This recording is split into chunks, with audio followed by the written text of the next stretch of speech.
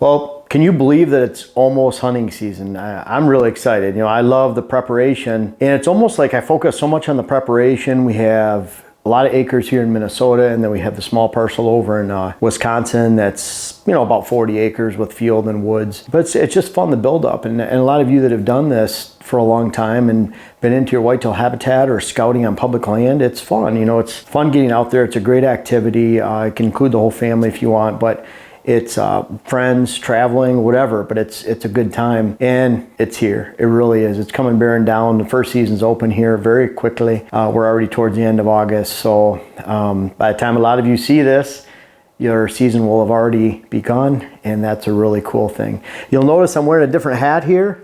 It's Atlas and Fauna. It's Dylan Lenz, who's behind the lens. Say hi, Dylan. Heyo. This is his company. New LLC, who dis? He'll have that on Instagram and other social media. But Dylan, as a lot of you know, he travels around to clients. He's gone to a lot of flying clients this year. He'll be in the woods 70 days for clients, whatever it is. And but you know, he works. We give him some, or we send clients that are potential fly-ins his way, and he travels around a lot. But he also works for a lot of other hunting industry companies, and he's very good, excellent hunting photographer, videographer, and he's got good skills, mad skills. So he started his company, and he's very busy, but proud of him. So I've worked with him for over 5 years, so pretty cool to see this progression, and I'm still lucky enough to get him to film and even sit in the stand. I think, Dylan, we might even be the 22nd of September would be our first time maybe sitting in the stand together this year. So cannot wait, but let's dive into this. Number one, September deer hunting opportunities. You know, I hunt the weather all year, but outside of opening day, you know, opening day, I'm waiting for still a good weather day. I don't want to go burn out stands, leave my scent around the woods on a bad day when a great day is just around the corner. But a lot of us too, you know, I remember as a kid, you know, I'm 16 years old. I can't wait to go out for opening day. I don't blame anybody for not, you know, for going out on opening day, but if there's a better day around the corner, no, getting off the couch is not a better way to shoot more deer. More time in the woods is not a better way to shoot more deer. Patience, like in anything, is very critical to finding consistent success. So outside of opening day, which I don't blame you if you go, that's when my roller coaster of weather begins, whether it's early season hunting, September, the October lull, the pre-rut, rut lockdown, peak rut, post-rut, secondary rut in early December, late season opportunities. I base all my hunting on the weather. And even if I'm only hunting weekends, or you are only hunting weekends, I would still slant a Friday towards or a Monday on the best weather days. And what you'll find is there's a lot of weather days, and we use HuntWise, you know, the HuntCast that I helped develop. It's my weather algorithm that I developed for Outdoor Life in 2015, a November rut issue. But that's how I've hunted for about 30 years now. And so I hunt that roller coaster of weather. I recommend that you do that too. And you might get sick of me talking about HuntWise and HuntCast, but that's a part of me. That's who I am. I helped develop that. I meet with those guys all the time. In fact, opening day, Matt and Nate, who knows who else will be here for shooting videos and getting in the woods too for opening day. But I love hunting that weather roller coaster. And what I found is that there's days where you have a 50% chance of success, right stand, right wind, right time of day, right time of year. You've let it heat up, you've waited, you've been patient, you go into that stand, you have a 50% chance of shooting that buck that's in the area that you're targeting. At the same time, there's a huge amount of 1-2% days, and there's no number of 1 or 2% days that equal a 50% day. You can't say, well, you can't shoot them from the couch, so I'm going to go out in the woods all the time. You're just burning out your stands, burning out your lands, and then someone like me that's not is taking advantage of you. So think about it. Hunt the weather, hunt the high quality days, and what you'll find is you'll find consistent success. Anybody can shoot a buck randomly once every 20 years, a good opportunity on a low value day. But if you want to be consistent, hunt the weather.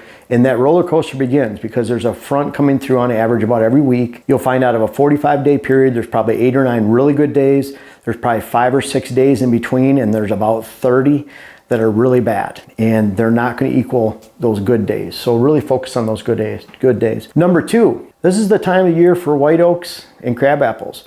We've had some great luck hunting does, buck opportunities under a certain crabapple tree in Wisconsin. And it's really dropping at that time of year, and the bucks and does run to it literally from the woods to get there. Great time for that. But Dylan and I are out there right now, and I'll just take a guess of what the date is right now. Let's just say it's August 21st, 22nd, somewhere around there. But white oak, am I right, Dylan? Am I close? It's the 23rd. It's the 23rd, folks. So I pay attention to the days of the week. I don't know what the numbers are. It's too much math, I guess. But anyways, white acorns were dropping all around us, and just a little bit of breeze, not real bad weather or anything, but they're already starting to come down, and we're starting to see that with deer coming into the area and hitting those. So find your favorite white oak, find your favorite crabapple tree, and that can be a great early September. A lot of times we're seeing apples more towards October into November, and certainly red oaks in October too. So don't miss out on those white oaks, especially on public land. That can be a hot spot. I know a southwest facing slope in southeast Ohio on public land that is dynamite early season in September. But once you get into October, you're really misled, like I have been in the past, with lots of sign, lots of scrapes that aren't active because they were hitting those acorns that were dropping and now gone a month earlier. Number 3, shady side of the plots. I really like this. Everyone can't wait to hunt their favorite plot. First, you should have some sign that deer are there before you're hunting that food plot. Maybe you're hunting a clear cut on public land and you're watching that clear cut, deer are coming from a bedding area. Hunt the shady side. A lot of times in early season it's hot. Even if a cold front just went through and it dropped from an average of 82 degrees down to 70 degrees, it's a 12-degree drop. Deer are going to be on their feet. Probably a lot of weather that came through to push them down into their bedding areas, miss some feeding opportunities. They're going to be hungry, but still, it's 70 degrees. They don't want to be out in the open sunlight. I feel like they really like to hide more in the shade, but it's a lot cooler. So whether you're focusing on a shady corner of a food plot or a clear cut, maybe where there's some apple trees, if you have that choice of hunting in the shade versus not, always a great idea in the early season. And that leads us to evening priority. You know, you're hunting the shady side of the plot because it's evening. You're not hunting food plots in the morning. Think about that September. Think about outside the rut. I wouldn't hunt food plots at all. And then even then, I'm only hunting those hunting plots a lot of times in the morning because I feel that bucks are on their feet and cruising. They're not doing that till the end of October in most states for the rut, certainly not mid-October during the lull. So I'm not saying there's not a chance in the morning. We have some opportunities here where we're seeing Venti. We have a big 11 point. We need to give him a name. He's got an inside tine. He's a really cool buck. So we've been seeing him a lot. He was actually traveling with Venti, we saw recently. But those bucks are coming through in the morning off a neighboring food source.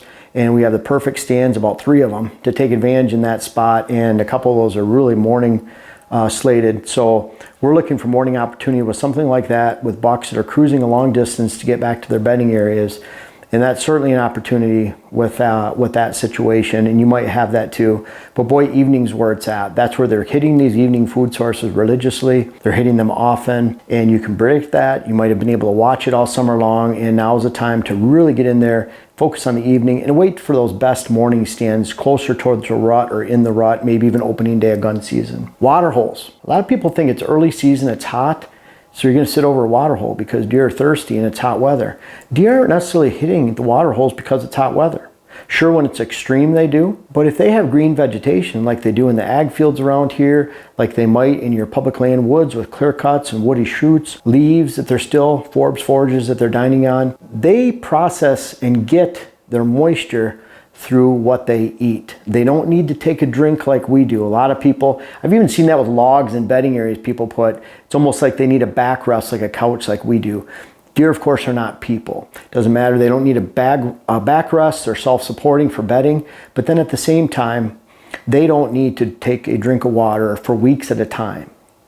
However, when it really heats up end of October, when the temperatures are cold and bucks are on their feet cruising because it's cold, they work up a thirst. Doesn't matter what the temperature is. So don't be surprised if your water holes aren't getting hit that hard in September, but they are getting hit really hard towards October. This is one of the reasons why a lot of our stand locations where we do have water hole, we have a mock scrape. We have a mock scrape at all of our bow stand locations, but we don't have water holes in all of them. Depends on if it's dry, depends on the location, depends on the nearest water hole. Well, I feel we can get away with putting a mock scrape out at every stand location, still not diluting the value of each one. Obviously, if you have 100 or 200 mock scrapes on a property, what's the value or power of one? Not much at all. Water holes. 40 acres, if you have lots of elevation change, it might be appropriate to have 3 to 4 water holes, usually 1 to 2. That's on a dry parcel. So think about staying off your water holes in September. Wait till about October 20th in southern Wisconsin, Minnesota. You might see that southern Ohio, West Virginia, Kentucky, they're starting to hit those water holes more around November 1st. And don't be surprised if you have to wait a little bit. And that's okay. When they start hitting those water holes, they're telling you, guess what? The pre-rut's on. I'm getting thirsty because I'm moving around. And then all of a sudden they're hitting water holes, those bucks at 10 o'clock in the morning, noon, and 1. And the reason they're doing that is because they're working up a thirst and moving where they don't necessarily need to do it, not only during the summer, but during the early season. Summer patterns. You need to be very careful with this because a lot of people are misled into hunting into September with patterns they watched all summer. We're starting to see a collection of bucks, not regularly, but bucks that we haven't seen the rest of the summer here in mid to late August. That happens every year. They're starting to come in, back out. We see them a little bit here and there. We're starting to get glimpses of them. Pretty soon when it gets into the end of September, mid-September, that's when they really start to get onto the land and stick, and certainly into mid-October. So there's more of a transition right now. So you need to be very careful about, are you hunting bucks that have been there all summer that are going to be gone when you get to that stand location because of your timing of your season, say October 1st opener in Michigan? Or are they still going to be hitting their early season patterns like in Wisconsin on September 18th this year, where they're still in those early season patterns, they're still in those summer patterns, and you can take advantage of that. So it really pays to scout a little bit, watch for sign popping up. Certainly the trail cameras are a great help for your hunting. And think about it, those bucks are in a transition right now. I call it a pivot point. That's why the number of bucks you have right now doesn't mean a hill of beans. It matters more in October to November. That's when it matters. That's when the number of bucks matters on your land. Right now is just a pivot point. If you've done a great job scouting, your public land hotspot should be heating up, especially if you're hunting more in October, November, and that's when you have your vacation time slanted towards.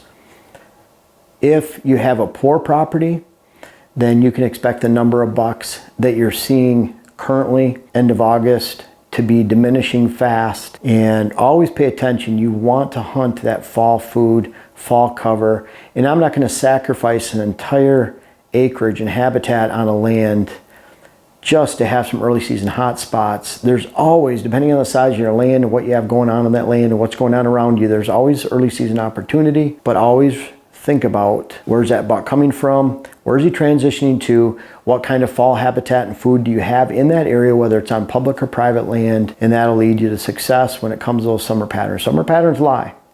Summer trail cameras lie. A lot of times the people getting the most buck pictures during the summer are the most excited deer hunters ever, but they're also the ones that are setting themselves up for the biggest disappointment. So, September, it's here, it's now, it's coming soon. Your deer season's coming soon, and if you have the opportunity in September, I urge you to really watch this. We always follow through with all of these videos going through each month of the season, October, November, December, January. I urge you to follow these recommendations. It'll help guide you to success. Make sure you follow our September deer chores. There's still a lot to do to close out the season and get ready. Make sure you're watching our September deer fails. There's a lot not to do that's common in the hunting industry and deer hunting in general. But when it comes to September, stick to these recommendations, and you'll not only have a great hunt this September, but keep following these monthly deer hunting recommendations, and you can have a great hunt all fall. Well, I'm real excited, folks. I appreciate you watching this video, but my next web class, How to Plant Food Plots, How to Design Your Food Plot Program, is out. And it really goes through a step-by-step process for not only how to plant your food plots, but why you should plant them, where you should plant them, what you should plant, how you should create them. There's a lot of different modules. Ends up about 30 videos altogether. I urge you to check that out.